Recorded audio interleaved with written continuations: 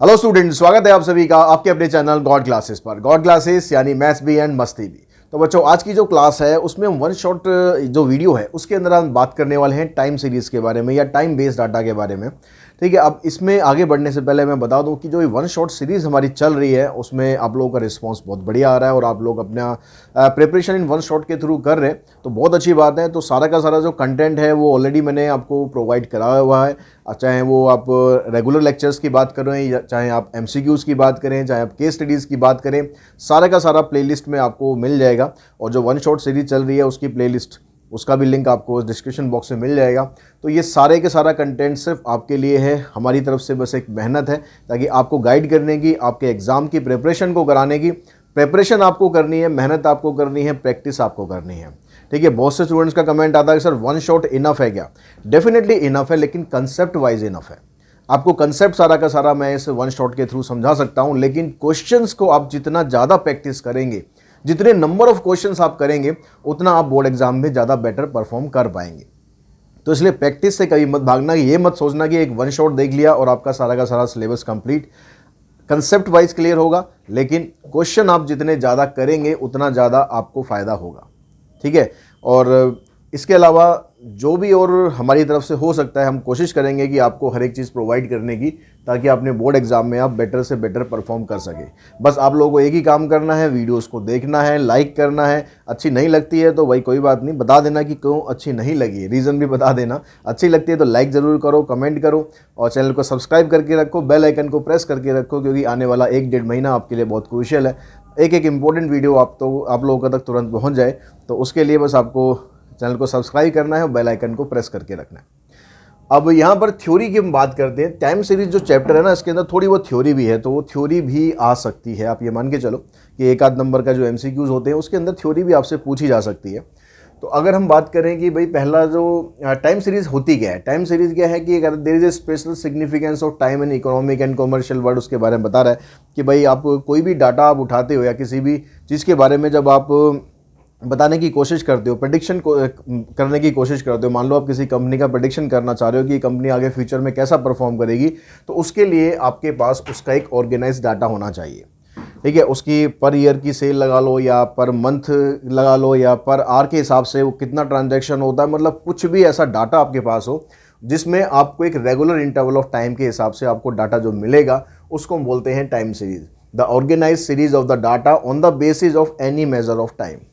ठीक है, टाइम का मेजरमेंट आप कोई भी ले सकते हो, आप आवर्स ले सकते हो, आप डेज ले सकते हो, आप मंथ्स ले सकते हो, ईयर्स ले सकते हो, लेकिन वो होना चाहिए कंटिन्यूअस। मतलब ये नहीं है कि भाई एक बार आप 1976 ले रहे हो, फिर 1977, फिर 1980 पे पहुंच जाओ। जो डाटा है कंसेक्यूटिव होना चाहिए, लगातार होना चाहिए, तो उसके अंदर ऐसा नहीं हो कि गैप, अनइवन गैप हो। अब जो टाइम सीरीज होती है, इसमें जो हम ट्रेंड लाइन सेट करते हैं, जो हम ट्रेंड निकालने की कोशिश करते हैं, जो हम एनालिसिस करते हैं, उसको एनालाइज करने के लिए हमारे पास कुछ कंपोनेंट होते हैं जिसके बेस पर आप किसी भी डाटा का ट्रेंड बना सकते हो। तो यहाँ पर जो कंपोनेंट है, कंपोनेंट आपसे पूछे जा सकते हैं। तो सबसे पहला कंपोनेंट है ट्रेंड कंपोनेंट। तो ट्रेंड कंपोनेंट में कहता है कि मेजरमेंट आप चाहे आवर्स में लो, डेज में लो, वीक में लो या कैसे भी लो, कोई भी रेगुलर इंटरवल ऑफ टाइम होना चाहिए। अब जब डाटा अगर ट्रेंड कंपोनेंट वहाँ पर होता है तो डाटा वहाँ पर क्या करता है, थोड़ा बहुत ग्रेजुअली मूव करता है। आप कह सकते हो कि डाटा धीरे धीरे या तो ऊपर जाएगा या नीचे जाएगा, जैसे भी जाएगा, लेकिन उसकी जो शिफ्टिंग होगी ना, बहुत ग्रेजुअल शिफ्टिंग होगी, बहुत धीरे धीरे शिफ्टिंग होगी। तो तब वहाँ पर ट्रेंड कंपोनेंट काम करता है और उसको हम डिनोट करते हैं कैपिटल टी से। दूसरा कंपोनेंट और साइक्लिकल कंपोनेंट। अब साइक्लिकल कंपोनेंट, जैसे साइकिल होती है, साइकिल क्या होता है, अब साइकिल का जब पैडल आप मारते हो तो एक ऊपर जाता है, एक नीचे जाता है, एक ऊपर जाता है, एक नीचे जाता है। अगर आप अक्सर आपने देखा होगा, जो शेयर मार्केट में अगर आप देखते हो तो शेयर्स के बारे में उनका डाटा जब एनालाइज करते हो, उनका जो ग्राफिकल प्रेजेंटेशन देखते हो, तो कभी शेयर का जो ग्राफ है वो ऊपर जा रहा है, कभी नीचे जा रहा है, कभी ऊपर जा रहा है, कभी नीचे जा रहा है। तो वहाँ पर क्या हो रहा है, वहाँ पर एक साइक्लिकल कंपोनेंट बन रहा है। ठीक है, वहाँ पर एक पैटर्न तो बन रहा है। ठीक है, पैटर्न जो बन रहा है किस तरह से बन रहा है, कभी ऊपर कभी नीचे, कभी ऊपर कभी नीचे, इस तरह का कंपोनेंट वहाँ पर होता है, तो उसको हम बोलते हैं साइक्लिकल कंपोनेंट। उसके बाद आता है next seasonal component. Seasonal component का मतलब यहाँ पर सीजन का मतलब ये नहीं है कि यहाँ पर विंटर सीजन है या रेनी सीजन है या समर सीजन है। सीजन का मतलब कोई भी इवेंट हो सकता है, उस इवेंट का या उस सीजन का या उस फेस्टिवल का इफेक्ट जब डाटा के ऊपर पड़ता है तो उसको हम बोलते हैं सीजनल कंपोनेंट।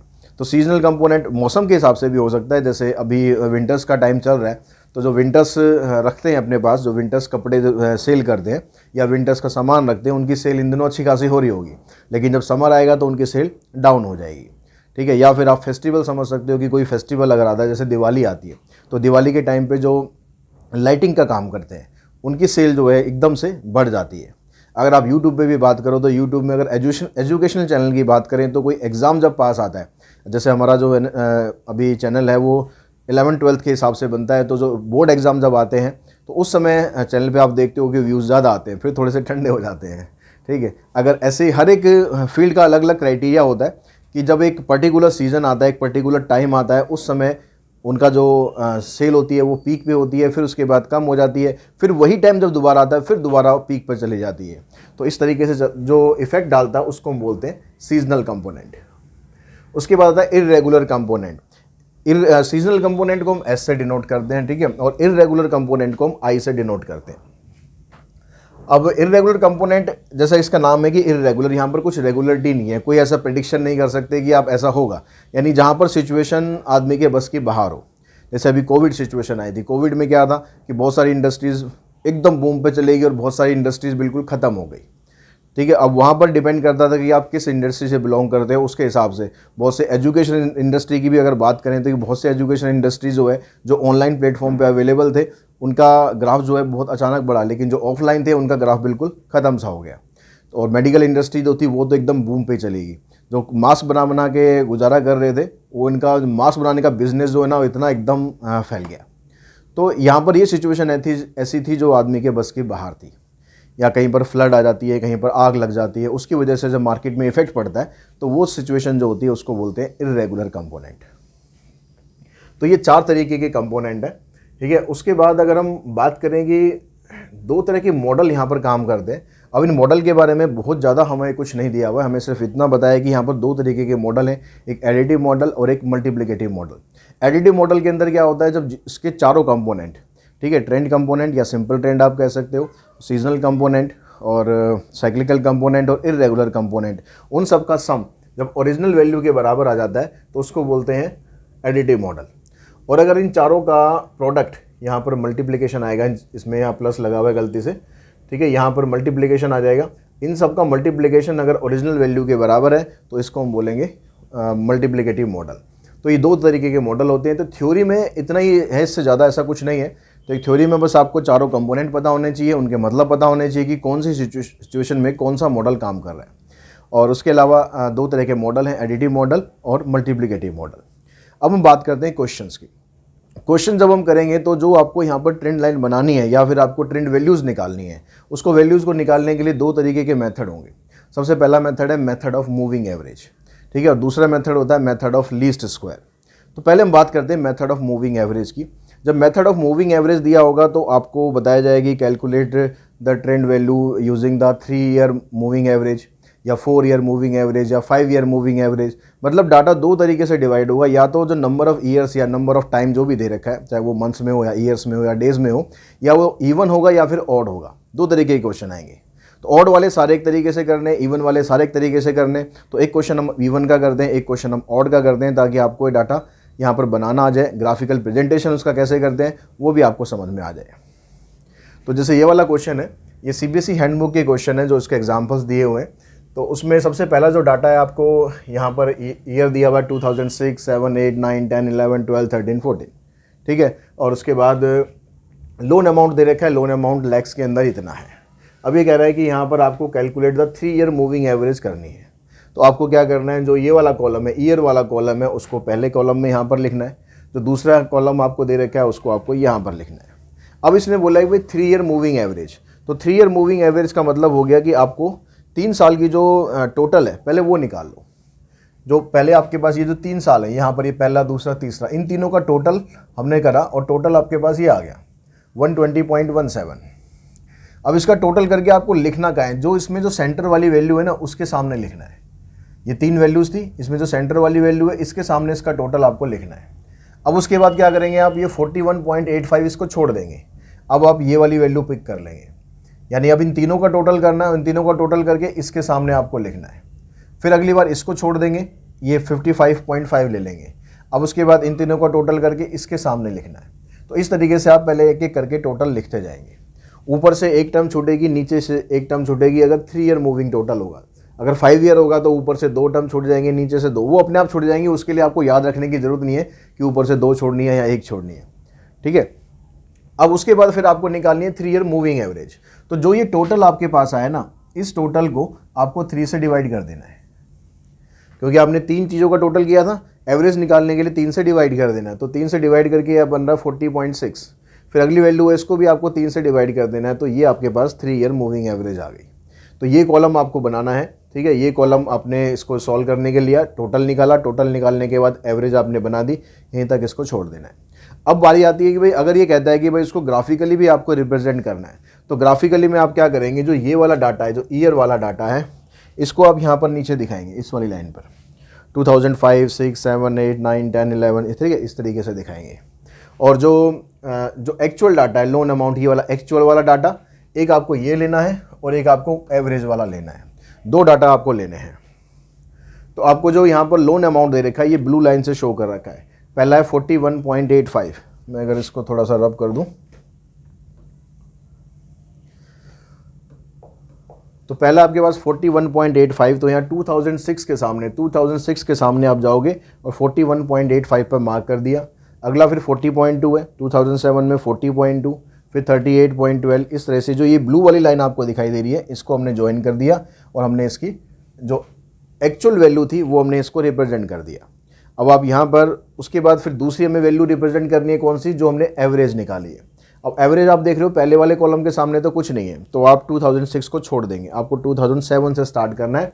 तो 2007 के सामने 40.6, तो यहाँ पर 40.6 के ऊपर मार्क करेंगे। फिर 34.94, फिर इसकी वैल्यू 34.94, उसके बाद फिर 40.4, अगली वाली वैल्यू 2009 के सामने 40.4 आ गई वाली, ठीक है। यहाँ पर हो सकता है कि थोड़ा बहुत ऊपर नीचे हो गया हो मार्क करने में, लेकिन आपको डाटा इसी तरीके से प्रेजेंट करना है, ठीक है। और लास्ट में आप क्या करेंगे, लास्ट में आप यहाँ पर ये जो लाइन आपने बनाई है ना, इन लाइंस को आप दिखा देंगे कि जो ये रेड वाली सी लाइन आपको दिखाई दे रही है, इसमें ऐसे लाइन ड्रॉ करके, या आप डॉटेड और कंप्लीट लाइन में कर देना। आप कलर लाइन ना करके एक डॉटेड दिखा देना और एक कंप्लीट लाइन दिखा देना। तो ये वाली लाइन क्या है, आपकी मूविंग एवरेज है ये, या आप इसको लिख सकते हो ट्रेंड लाइन, ठीक है। और जो नीली वाली लाइन हमारे पास आ रही है, इसको लिख देना आप, ये आपके पास एक्चुअल लाइन। इस तरह से इन दोनों को डिफरेंशिएट करके अलग अलग बता देना कि कौन सी लाइन आपने किस चीज़ की ड्रॉ की हुई है। तो इस तरीके से ये बन जाएगा आपका ग्राफिकल प्रेजेंटेशन हो गया। मूविंग एवरेज निकाल ली। अगर आपको ऑड ग्राफ तो सभी में ऐसे बनाना, चाहे ऑड हो चाहे इवन हो, लेकिन अगर डाटा आपको इवन नंबर में दे रखा है तो आपको सॉल्व किस तरीके से करना है। अब ये डाटा आपको दे रखा है, इसमें नंबर ऑफ ईयर्स आपको कितने दे रखे हैं। यहाँ पर आपसे कहता है कि भाई 4 ईयर मूविंग एवरेज के हिसाब से निकालो। ईयर आपको कितने भी दे रखे हो, 4 ईयर मूविंग एवरेज के हिसाब से आपको डाटा कैलकुलेट करना है। तो सबसे पहला काम तो आप ये करो कि जब आप इसको लिखोगे, जैसे हमने पिछले क्वेश्चन में अगर आपने देखा होगा कि यहाँ पर लिखते समय हमने कोई गैप नहीं छोड़ा, लेकिन जब आप इवन नंबर में लिखोगे तो आप गैप छोड़ के लिखो। उस गैप छोड़ के लिखने का रीज़न क्या है कि जब हम इन 4 वैल्यूज़ को ऐड करेंगे, क्योंकि 4 ईयर के हिसाब से बोल रहे हैं ना, तो आपको 4 वैल्यूज़ को ऐड करना है। अब इन चारों वैल्यूज़ के सेंटर में कोई एक वैल्यू तो बन नहीं सकती। जैसे 3 ईयर में क्या था हमारे पास, जब हमने इन तीनों को ऐड किया तो ये सेंटर वाली वैल्यू ये बन गई थी और इसके सामने हमने ये वैल्यू मार्क कर दी थी, ठीक है। लेकिन जब आप 4 ईयर करोगे तो 4 ईयर में 2 आपके पास सेंट्रल वैल्यू बनेगी। तो उन 2 सेंट्रल वैल्यू के बीच का जो स्पेस होगा वहाँ पर आपको टोटल लिखना है। इन चारों का टोटल आपको यहाँ पर लिखना है, ठीक है। ऐसे जब आप इसको छोड़ेंगे और आप इसको ले लेंगे 432 को, तो उसका टोटल जो होगा वो इन दोनों के बीच में लिखना है। अब टोटल करने का मैं एक तरीका और आपको बताता हूँ, फिर आप जैसा कन्वीनियंट फील करें वैसा आप कर सकते हैं। एक तरीका तो यही हो गया कि पहले आपने 4 वैल्यू ली, आपने ये वाली वैल्यू छोड़ी, ये वाली वैल्यू ली, इन चारों का टोटल करके आपने लिख दिया। दूसरा अप्रोच आप ये यूज़ कर सकते हो कि जब आपने पहले चारों का टोटल तो कर लिया, ये आपके पास ये आ गया। अब आप क्या करो, जो आपने ये वाली वैल्यू छोड़ दी है, इसकी जगह आप क्या ले रहे हो, 432 ले रहे हो। तो इन दोनों में कितना गैप हुआ, आपने 400 को हटा दिया और उसकी जगह 432 को ले लिया, तो 32 बढ़ गया ना सीधा सीधा। तो इन चारों का टोटल करने की बजाय आप इस वाली वैल्यू के अंदर 32 को ऐड कर दो। तो आपके पास आ जाएगा 1762। तो ये आपको थोड़ा छोटा पड़ेगा, आपका थोड़ा टाइम सेव करेगा। ऐसे जब आप ये वाली वैल्यू छोड़ोगे 470, तो आपने ली 475, यानी 470 छोड़ के आपने 475 लिया, तो मतलब 5 बढ़ गया ना उसमें, तो 5 इसके अंदर बढ़ा दो, 62 प्लस में 5 67। ऐसे अगली वैल्यू 450 है, ये ना लेकर आप कौन सी वैल्यू ले रहे हो, आप ले रहे हो 461, ठीक है, 450 ना लेके 461 ले रहे हो, तो इसका मतलब आपको 11 उसमें इंक्रीज़ हो गया। तो इसके अंदर आप 11 इंक्रीज़ करोगे तो आपके पास ये आ जाएगा। तो इस तरीके से आप टोटल करोगे तो आपका टाइम थोड़ा सा कम लगेगा। उसके बाद फिर क्या करना है, फिर आपको निकालना है 4 ईयर मूविंग एवरेज। अब जैसे हमने 3 ईयर मूविंग एवरेज निकाली थी, 4 ईयर मूविंग एवरेज निकालनी है। और 4 ईयर मूविंग एवरेज निकालने के लिए जो भी आपके पास यहाँ पर वैल्यूज़ आई हैं उन सबको आपको 4 से डिवाइड कर देना है। 4 से डिवाइड करके आपके पास ये आ गया। अब जो 3 ईयर मूविंग एवरेज था या 5 ईयर मूविंग एवरेज होगा, उसमें ये लास्ट वाला कॉलम बनता है, यहीं पर ख़त्म हो जाता है। लेकिन जब इवन नंबर ऑफ डाटा आएगा, 4 आ जाए या 6 आ जाए, तो उसके अंदर आपको क्या करना है, आपको एक सेंट्रल मूविंग एवरेज और निकालनी होती है। सेंट्रल मूविंग एवरेज निकालने के लिए चाहे 4 दिया हो, चाहे 6 दिया हो, चाहे 8 दिया हो, ठीक है, स्टार्टिंग में आपको यहाँ पर ये वाला टेबल बनाने के बाद आपको इन दोनों डाटा को ऐड करना है। ऐड करके आपके पास ये वैल्यू आएगी और इसको 2 से डिवाइड करना है, क्योंकि आप यहाँ पर सिर्फ 2 को ही ऐड कर रहे हो। फिर अगली बार में इसको छोड़ देंगे, इन दोनों को ऐड करके लिखेंगे और 2 से डिवाइड कर देंगे, ये वैल्यू आ जाएगी। फिर अगली बार में इसको भी छोड़ देंगे, इन दोनों को ऐड करके यहाँ लिखेंगे और 2 से डिवाइड कर देंगे, ये वैल्यू आ जाएगी। तो इस तरह से आप यहाँ पर निकालेंगे सेंट्रल मूविंग एवरेज। और अगर इस क्वेश्चन के अंदर भी आपको ग्राफिकली प्रेजेंट करना पड़ा तो आप कौन सी वैल्यू प्रेजेंट करेंगे, एक तो एक्चुअल डाटा करेंगे जो आपको ये दे रखा है इंडेक्स नंबर, और दूसरा आप करेंगे सेंट्रल मूविंग एवरेज। ये नहीं करेंगे, ठीक है, ये नहीं करेंगे। जो लास्ट कॉलम आपका आएगा सेंट्रल मूविंग एवरेज का, उसको आपको यहाँ पर लिखना है, ठीक है। तो इस तरीके से आप ये कंप्लीट अपना कर सकते हो। अगर आपको 4 ईयर मूविंग एवरेज दे रखा हो या फिर 6 ईयर मूविंग एवरेज दे रखा हो, मतलब इवन नंबर में, वैसे 6 के आने के चांसेस कम है, इवन में अगर आता है तो ज़्यादातर 4 वाला क्वेश्चन आता है, ऑड में आता है तो 3 ईयर का आ सकता है या फिर 5 ईयर का आ सकता है। तो ये तो हो गया मेथड ऑफ मूविंग एवरेज। अब दूसरा मेथड है मेथड ऑफ लीस्ट स्क्वायर। उसके अंदर आपको क्या करना है, अब मेथड ऑफ लीस्ट स्क्वायर के अंदर आपको ऐसे ही डाटा आपको दे दिया, अब बस नाम आपको बता देगा भी मेथड ऑफ लीस्ट स्क्वायर से आपको करना है। तो आपको क्या करना है, सबसे पहले आप देखना है कि n आपका इवन है या ऑड है। तो पहले हम यहाँ पर ऑड वाला केस ले रहे हैं। n यहाँ पर आपको दिया हुआ है 1 2 3 4 5 6 7, तो n यहाँ पर हो गया ऑड। अब n अगर ऑड हो गया तो आपको एक ओरिजिन ईयर डिसाइड करना है। ओरिजिन ईयर क्या होता है, जो इसमें सेंटर वाली वैल्यू आएगी वो आपका ओरिजिन ईयर बन जाएगा। तो सेंटर में हमारे पास ये वाली वैल्यू है, तो ये हमारा बनेगा ओरिजिन ईयर, ठीक है, 2017। उसके बाद ये कॉलम आपको क्वेश्चन के अंदर दे ही रखा है, ये 2 कॉलम आपको मिलेंगे, ये आगे आप इसको डिनोट कर देंगे हम y से। उसके बाद एक कॉलम बनाएंगे हम x हम कैसे बनाएंगे, जितनी भी यहाँ पर वैल्यूज़ दे रखी हैं ये वाली, इन सभी वैल्यूज़ में से जो आपने यहाँ पर ओरिजिन ईयर निकाला था उसको माइनस कर देंगे। तो अब सबसे पहले यहीं से स्टार्ट कर लो, 2017 में से 2017 अगर आप माइनस करोगे तो आ जाएगा आपके पास 0। उसके बाद एक एक कम हो रहा है ऊपर, तो एक एक यहाँ कम करते जाएंगे, -1 -2 -3, नीचे की तरफ एक एक बढ़ाते जाएंगे। तो ये कॉलम बन गया हमारे पास x का। अब ये कॉलम बनाने के बाद आपको फिर यहाँ पर 2 कॉलम और ये बनाने, एक x स्क्वायर का और एक xy का। x स्क्वायर का मतलब इन सारी वैल्यूज़ का स्क्वायर करके लिखना है, और xy का मतलब हो गया इसको और इसको दोनों को मल्टीप्लाई करके लिखना है। 145 इंटू में -3 करेंगे, ये आ जाएगा, फिर 140 इंटू में -2 करेंगे, ये आ जाएगा। तो इस तरह से ये वाला कॉलम आपका बन जाएगा। उसके बाद हमने टोटल चाहिए, हमें इसका टोटल चाहिए, इसका टोटल हमेशा 0 ही आएगा। एक इसका टोटल हो गया, इसका टोटल हो गया।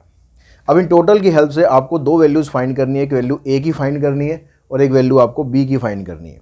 a का जो फार्मूला होता है फाइंड करने का, a की वैल्यू जब हम निकालते हैं तो a का फार्मूला होता है सिग्मा y अपॉन में n। तो यहाँ पर सिग्मा y की वैल्यू 1065 है और उसको आप 7 से डिवाइड कर देंगे, 1065, इसको आप 7 से डिवाइड करेंगे तो आपके पास वैल्यू आ रही है 152.14। ये वैल्यू a की आ जाएगी। उसके बाद फिर आपको b की वैल्यू निकालनी है, और b की वैल्यू क्या होती है, सिग्मा एक्स वाई अपॉन में सिग्मा एक्स स्क्वायर। तो सिग्मा एक्स वाई हमारे पास 465 है और ये 28 है। इसको अगर आप डिवाइड करोगे तो आपके पास आ जाएगा 16.6। ये वैल्यू ही आ गई। तो आपके पास a की वैल्यू आ जाएगी, b की वैल्यू आ जाएगी, इन दोनों की वैल्यू आ जाएगी। ये फार्मूला आपको याद रखना पड़ेगा, और इस फार्मूला याद रखने से आपको एक फ़ायदा और होगा कि आपको यहाँ पर कॉलम याद नहीं रखने पड़ेंगे कि आपको एक्स बनाना है, एक्स स्क्वायर बनाना है, एक्स वाई बनाना है। वहाँ पर जो फार्मूले में आपको चाहिएगा वो अपने आप आपको याद आ जाएगा। सिग्मा वाई आपको चाहिएगा, सिग्मा वाई तो ये क्वेश्चन में जो दिया होता है यही टोटल होता है। अब सिग्मा एक्स वाई चाहिएगा तो उसके लिए आपको एक्स चाहिए, ठीक है, और एक्स स्क्वायर भी चाहिए तो उसके लिए भी एक्स चाहिएगा। तो यानी आपको पता लग जाएगा कि मेरे को एक्स चाहिएगा, एक एक्स स्क्वायर चाहिएगा, एक एक्स वाई चाहिएगा, तो उसके हिसाब से आप कॉलम बना लोगे, ए और बी की वैल्यू निकाल दोगे। उसके बाद जो ट्रेंड लाइन की इक्वेशन होती है, ट्रेंड लाइन की इक्वेशन होती है ए प्लस में बी एक्स। तो ए की जगह आ गया हमारे पास 152.14 16.6 इंटू में एक्स, ये बन गई हमारे पास ट्रेंड लाइन, ठीक है। अब इसमें क्वेश्चन में अगर इतना ही बोलता है कि भाई right the equation of trend line, तो क्वेश्चन आपका यहाँ पर खत्म। अगर क्वेश्चन में कहता है कि राइट द ट्रेंड वैल्यूज़, तो आपको ट्रेंड वैल्यूज़ ये सारी निकालनी है। अब ये सारी ट्रेंड वैल्यू आप कैसे निकालोगे, इसका छोटा तरीका क्या है, इसका आसान तरीका क्या है, आप सीधा एक्स की वैल्यू 0 पे जाओ। एक्स की वैल्यू अगर मैं 0 यहाँ पर पुट करूँगा तो ये तो सारा 0 हो जाएगा, तो वैल्यू आएगी 152.14। तो यहाँ पर वैल्यू आपके पास 152.14, इसमें राउंड ऑफ करके उसने एक ही प्लेस तक ले लिए, ठीक है, ये वाली वैल्यू आ गई हमारे पास। अब उसके बाद आपको क्या करना चाहिए, उसके बाद ये सारी वैल्यू कैलकुलेट मत करना, आपको क्या करना है, क्योंकि यहाँ पर -1 -2 -3 हो रहा है, तो इसका मतलब आप क्या करोगे, ये जो 16.6 आ रहा है ना, इस वैल्यू में से 16.6 माइनस कर देना, फिर इसमें से माइनस कर देना, फिर इसमें से माइनस कर देना, ये 16.6 ही आपको माइनस करते हुए चलना है, और नीचे की तरफ 16.6 प्लस करते हुए चलना है। तो आपके पास ये सारी की सारी ट्रेंड वैल्यू निकल जाएंगी। जैसे यहाँ से कैलकुलेट कर रखा है, ऐसे आपको हर एक वैल्यू कैलकुलेट करने की ज़रूरत नहीं है, थोड़ा दिमाग लगाना शॉर्टकट तरीका है। तो आप पहले 0 से वैल्यू निकालो, 0 से वैल्यू निकालने के बाद यहाँ पर x के साथ जो भी मल्टीप्लाई में होगा ना, वो ऊपर की तरफ जाओगे तो माइनस करते जाओ, नीचे की तरफ जाओगे तो प्लस करते जाओ, तो ये सारी की सारी ट्रेंड वैल्यू आपकी निकल जाएंगी। अगर क्वेश्चन में ऐसा भी हो सकता है कि ये सारी ट्रेंड वैल्यू ना पूछ के आपसे भी ट्रेंड वैल्यू पूछता है कि भाई ट्रेंड वैल्यू बताओ आप 2019 की, तो आपको क्या करना है, 2019 के सामने x की वैल्यू कितनी है 2, तो आपको यहाँ पर बस 2 पुट करना है। अगर मेरे को ट्रेंड वैल्यू चाहिए 2019 की, तो यहाँ पर x की जगह मेरे को पुट करना है सिर्फ 2, और इसको जब आप कैलकुलेट कर दोगे तो आपके सामने ये वैल्यू आ जाएगी 185.3। और ये भी पॉसिबिलिटी है कि ट्रेंड वैल्यू ऐसी की पूछ ले जो ईयर इसमें आपको दे ही ना रखा हो, जैसे मतलब 2020 तक है और मेरे को ट्रेंड वैल्यू चाहिए 2022 की, तो उसमें क्या करना पड़ेगा, अगर 2022 तक की मेरे को ट्रेंड वैल्यू चाहिए तो यहाँ पर मैं देखूंगा भाई 2020 के सामने x की वैल्यू 3 है। अगर मैं इससे अगले ईयर पे जाता हूँ 21 पर, तो x की वैल्यू हो जाएगी 4, और उससे अगले पर जाता हूँ 2022 पर, तो x की वैल्यू हो जाएगी 5। तो फिर यहाँ पर मुझे क्या करना पड़ेगा, x की जगह पर 5 पुट करना है। यहाँ पर x की जगह पर 5 पुट कर देंगे, इसको ऐड मल्टीप्लाई करेंगे, 5 6 30 3 33 5 और 3 8, और इसको इसके साथ ऐड कर दोगे, 2 और 3 5 8 5 13 2 और 1 3, तो आ जाएगा 235.14। ये हमारा आंसर आ जाएगा। तो अगर स्पेसिफिकली जो पूछी गई है उस ईयर की, तो आप उस ईयर की निकाल दो। अगर जो इनमें से ईयर है तो वहाँ से आपको x की वैल्यू मिल ही जाएगी। अगर ऐसा ईयर है जो इसमें नहीं है तो आप x की वैल्यू वहाँ से बना लेंगे इसके सीक्वेंस के हिसाब से। और अगर सारी वैल्यू आपसे पूछी है तो उसका भी मैंने शॉर्टकट तरीका आपको बता दिया कैसे आपको निकालनी है। और खाली ये बोलता है बस ट्रेंड इक्वेशन, तो इक्वेशन बनाकर आप यहाँ तक ही छोड़ देंगे, ये आपकी ट्रेंड इक्वेशन आ जाएगी। तो इस तरीके से क्वेश्चन में अलग अलग चीज़ें पूछी जा सकती हैं, तो उसके हिसाब से आपको क्वेश्चन को अटैम्प्ट करना है। अब अगर क्वेश्चन आ जाता है हमारे पास जिसमें पूछा गया हो आपसे मेथड ऑफ लीस्ट स्क्वायर ही पूछा है, लेकिन उसके अंदर जो डाटा दिया हुआ है ना वो ऑड नंबर ऑफ डाटा दिया गया है, sorry even number of data दिया गया है। ऑड नंबर तो हमारे पास आ ही गया था। क्या हो गया भाई, 1 मिनट।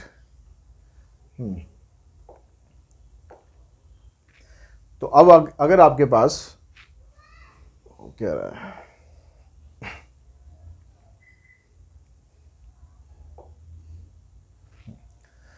तो अब ये क्वेश्चन है, इसके अंदर जो डाटा आपको दिया गया है इसमें भी मेथड ऑफ लीस्ट स्क्वायर से आपको ट्रेंड वैल्यूज फाइंड करनी है।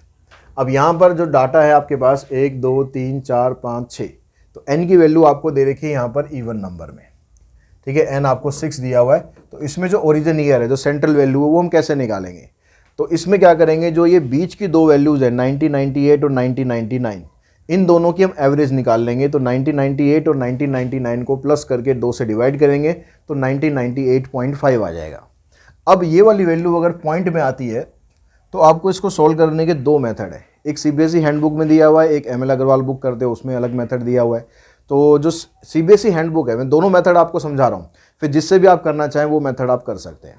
तो अभी पहले यहाँ सीबीएसई हैंडबुक वाला मेथड करते हैं। उसमें क्या कर रहा है, उसमें जो ये जब आप ये माइनस करोगे, जब आप x की वैल्यू निकालोगे तो उसमें क्या होता है, अगर मैं यही वाली वैल्यू को कंसिडर करूँगा तो 1998 में से अगर मैं 1998.5 माइनस करूँ, इसमें से मैं 1998.5 माइनस करूँगा तो वैल्यू आएगी -0.5। तो ये वैल्यू जो है ना पॉइंट में आ रही है। तो इस पॉइंट को ख़त्म करने के लिए जो सीबीएसई हैंडबुक में जो मेथड दिया हुआ है उसमें इस पॉइंट वाले सिस्टम को ख़त्म करने के लिए ये कहता है कि यहाँ पर जो भी वैल्यू आएगी है ना आपकी, उसको आप 0.5 से डिवाइड कर दो। तो 0.5 से अगर मैं इसको डिवाइड करूँगा तो ये -1 बन जाएगा। ठीक है, तो उससे क्या फ़ायदा हुआ कि जो पॉइंट वाला सिस्टम है ना ये ख़त्म हो गया। x की वैल्यू आपके पास ऐसी आ जाएगी -1 आएगी, लेकिन उसके बाद फिर -2 नहीं आएगी। ठीक है, उसके बाद फिर यहाँ पर -3 आएगी, फिर -5 आएगी, क्योंकि अब यहाँ पर जो गैप है एक तरीके से अब 2-2 का गैप बन जाएगा। आप 0.5 के हिसाब से देखोगे तो 2-2 का गैप बन जाएगा और नीचे की तरफ +1 +3 +5 आ जाएगा। फिर आगे का काम सेम वही होगा, हम x² निकालेंगे, xy निकालेंगे और उसके बाद a और b की वैल्यू हम निकाल देंगे। a की वैल्यू यहाँ पर आ गई हमारे पास 5.9 और b की वैल्यू 0.13। फार्मूला बाकी सब कुछ सेम रहेगा, बस यहाँ पर स्टेप में डिफरेंस है। उसके बाद जो ट्रेंड इक्वेशन आएगी आपके पास, ट्रेंड इक्वेशन ये आ गई है y = 5.9 प्लस में 0.13x। ठीक है, और फिर जैसे जैसे आगे क्वेश्चन में पूछा गया होगा, अगर आपसे सारी ट्रेंड वैल्यू निकालने को बोला है तो जैसे मैंने ये बताया कि सारी ट्रेंड वैल्यू आप निकाल लो। अब यहाँ पर सारी ट्रेंड वैल्यू निकालने के लिए आपको करना क्या पड़ेगा, यहाँ पर अगर मैं शॉर्टकट मेथड की बात करूँ तो यहाँ पर आपको मान लो आप इस वाली, क्योंकि सारी यहाँ पर जीरो तो कहीं है नहीं, आपको जो भी वैल्यू रखनी है सारी आपको सिंप्लीफाई तो करनी पड़ेगी। तो आप ये कर सकते हो, जैसे आपने पहली वाली वैल्यू ली -5, उसको आप यहाँ पर रखा तो आपके पास वैल्यू आ गई 5.25। ठीक है, अब अगली वाली वैल्यू मैंने इसने 2 का गैप कर दिया, यहाँ पर x में 2-2 का गैप आ रहा है। तो जो वैल्यू यहाँ पर आपको दे रखी है ना उसका डबल करना है, उसका डबल करके इसमें ऐड कर दो। तो 0.13 का डबल करूँगा तो 0.26 आएगा। तो इसमें मैं ऐड करूँगा तो आ जाएगा मेरे पास 5.51, ये वाली वैल्यू आ जाएगी आपकी। तो यानी यहाँ पर आपको क्या करना है, जो वैल्यू यहाँ पर दे रखी है उसका डबल एक ही बार करना पड़ेगा आपको। क्या डबल आएगा, 0.26 आ जाएगा यहाँ पर। तो हर बार आपको 0.26 ऐड करते हुए चलना है, तो आपके पास सारी की सारी वैल्यूज़ आ जाएंगी। तो ये इसका शॉर्टकट तरीका है, ऐसे आप सारी वैल्यूज़ इसकी निकाल सकते हो। और अगर किसी स्पेसिफिक ईयर की पूछी है तो आपको वही x की वैल्यू यहाँ से उठानी है, वो पुट करना है और पुट करके उसको सिंप्लीफाई कर देना है, जैसा मैंने पिछले मेथड में बताया था। तो सेम उसी तरीके से आप यहाँ पर जो पर्टिकुलर ईयर पूछा गया है आप उसकी वैल्यू निकाल सकते हो। अगर यहाँ पर 2001 2003 की वैल्यू पूछ ली आपसे, ठीक है, अगर 2003 की वैल्यू पूछ ली तो यहाँ पर देखो ये 2000 है, ये 2001 हो गया, फिर 2002 आएगा, फिर 2003 आएगा। तो अब यहाँ पर क्योंकि 2-2 का गैप चल रहा है, तो 2-2 का गैप चल रहा है, तो 2002 की जो वैल्यू आएगी उसके सामने x 7 आएगा, 6 मत कर देना, 7 आएगा। और 2003 के सामने तो इसकी जो x की वैल्यू आएगी वो 9 आएगी। तो अगर मेरे को 2000 की ट्रेंड वैल्यू निकालनी है तो यहाँ पर मेरे को पुट करना पड़ेगा 5.9 प्लस 0.13 इंटू में 9। ठीक है, इसके हिसाब से मत चले जाना कि 5 के बाद 6 फिर 7। यहाँ पर देखना गैप जो आपके पास 2-2 का आ रहा है, तो आगे भी आपको 2-2 का गैप ही मेंटेन रखना है। तो यहाँ पर इसको आप मल्टीप्लाई करोगे, 13 9 जा 1.17 आ गया, और इसको ऐड करोगे 9 और 7 हो गया, 9 और 1 10, 5 6 और 1 7, तो ये आ जाएगा 7.07। तो इस तरह से कोई पर्टिकुलर ईयर पूछा गया है तो उसकी वैल्यू आप ऐसे निकाल सकते हैं। अब इसी क्वेश्चन को, मतलब इसी टाइप का जो क्वेश्चन है उसको अगर हम एमएल वाले मेथड से कर दें तो हम कैसे कर दें। दोनों के आंसर में ना सिर्फ फ़र्क क्या पड़ेगा, ट्रेंड वैल्यू का कोई फ़र्क नहीं पड़ेगा, वो उससे भी यही आएगी, इससे भी आएगी। जो ट्रेंड इक्वेशन आप लिखोगे वहाँ पर डिफरेंस आएगा। ठीक है, अगर ट्रेंड इक्वेशन पूछी है तो आप ये मत सोचना कि भाई अगर आप इस मेथड से करते हो और आंसर की में आंसर उस मेथड से दिया हुआ तो गलत हो जाएगा, ऐसा नहीं होगा। जो मेथड आप फॉलो करोगे उसके हिसाब से आपकी ट्रेंड वैल्यू चेक की जाएगी। तो आप मेथड कोई सा भी फॉलो करो, उसी के हिसाब से आपकी ट्रेंड वैल्यू चेक होगी। अब जैसे ये क्वेश्चन है यहाँ पर, इसमें भी आपको n जो है वो 6 ही दिया हुआ है, तो हमने यहाँ पर इन दोनों का सम करके एक ओरिजिनल वैल्यू निकाल ली, इन दोनों का सम करके 2 से डिवाइड करके हमारे पास ये आ गया, ठीक है, डिवाइडेड बाय 2 है, तो हमारे पास आ गया 2007.5। तो हम 2007 में से 2007.5 माइनस करेंगे तो 0.5 आ गया माइनस में। ऊपर अब एक एक हमने कम कर दिया, ये आ गया, ये आ गया, और नीचे एक एक बढ़ा दिया। इसमें हमने वो 0.5 से डिवाइड करने वाला चक्कर नहीं करा बस, ठीक है। तो हमने सिंपल वैसे ही करा जैसे हमने इसमें किया था ऑड नंबर वाले में। अब बस आपको यहाँ पर बस इतना ही फ़र्क पड़ेगा क्योंकि यहाँ पर वैल्यूज़ ना ऐसे आएंगी, पॉइंट्स में आएंगी, तो आपको स्क्वायर करने में और मल्टीप्लाई करने में थोड़ा सा टाइम ज़्यादा लगेगा, बाकी सब कुछ वैसे ही है और इसमें कुछ नहीं करना, ठीक है। हम यहाँ पर फिर एक्स स्क्वायर निकालेंगे, फिर एक्स वाई निकालेंगे, इन दोनों को मल्टीप्लाई करके एक्स वाई आ जाएगा और इसका स्क्वायर करके आपके पास ये आ जाएगा। फिर वो टोटल करना है, टोटल करने के बाद वो ए और बी की वैल्यू निकालने का फार्मूला वही है, ठीक है। जो आप ए की वैल्यू निकालोगे 60/6 10 आ जाएगी, बी की वैल्यू आप करोगे सिग्मा एक्स वाई अपॉन में दिस, ये आ जाएगा। तो आपके पास जो ट्रेंड इक्वेशन है वो ये आ जाएगी। तो ट्रेंड इक्वेशन के आंसर पे फ़र्क पड़ता है, लेकिन जब आप ट्रेंड वैल्यू निकालोगे तो कोई फ़र्क नहीं पड़ेगा, उसकी ट्रेंड वैल्यू और इसकी ट्रेंड वैल्यू दोनों सेम होगी अगर डाटा सेम होता तो। यहाँ पर ये अलग क्वेश्चन है, वो अलग क्वेश्चन है, ठीक है। तो करने का मेथड मैंने दोनों तरीके से आपको बता दिए कि जो मेथड आपको लगता है कि आपको इसमें कन्वीनियंट लगते हो, आप इसी से प्रैक्टिस करते आ रहे हो अभी तक, तो फिर आप ये वाला मेथड करो। अगर आप पिछले वाले मेथड से प्रैक्टिस करते आ रहे हो, उसमें कन्वीनियंट हो तो वो वाला करो। अगर आप बिल्कुल नए हो, आपने अभी तक कुछ पढ़ा ही नहीं था, अब पहली बार स्टार्ट करोगे, तो अब दोनों मेथड मैंने आपको बता दिए हैं, जिसमें आप ज़्यादा कन्वीनियंट फील करो वो वाला मेथड आप अप्लाई कर दो। दोनों में कुछ ऐसा खास ज़्यादा डिफरेंस नहीं है। इसमें आपको 0.5 से डिवाइड नहीं करना है, सीधा एज इट इज़ वैल्यू लेके चलनी है, और उसमें 0.5 से डिवाइड करके फिर आपको एक्स की वैल्यू निकालनी है, फिर उसके हिसाब से प्रोसीड करना है। बस मल्टीप्लिकेशन में थोड़ा फ़र्क पड़ेगा, और इसमें ज़्यादा ऐसा कुछ नहीं है कि भाई कैलकुलेशन बहुत ज़्यादा छोटी हो जाएगी या बहुत ज़्यादा बड़ी हो जाएगी, ऐसा कुछ है नहीं। तो मर्ज़ी आपकी है, दोनों तरीके के मेथड मैंने आपको बता दिए हैं। तो टाइम सीरीज़ में बस इतना ही है, 6 मार्क्स का चैप्टर है, तो 6 मार्क्स के चैप्टर में से जो आपको क्वेश्चन मैंने आप कराए हैं, इसी टाइप के क्वेश्चन आएंगे। अगर आप हर एक टाइप के 2-2, 3-3 क्वेश्चन भी प्रैक्टिस कर लोगे, टाइम सीरीज़ आपका खत्म। थ्योरेटिकल पार्ट मैंने आपको बता दिया है, वो स्टार्टिंग में उसको रिवाइज कर लोगे। ये सारे जो भी फार्मूलाज हैं, जो भी कंसेप्ट हैं, वो थोड़े दिनों में आपको मेरे भी इस वीक के एंड तक आपको जो गॉड क्लासेस की ऐप है उस पर आपको मिल जाएंगे सारे formula as a cheat sheet. तो उसमें जाके आप उसको याद कर सकते हैं, अपने पास सेव करके रख सकते हैं। आज की इस वीडियो में इतना ही। Thanks all of you.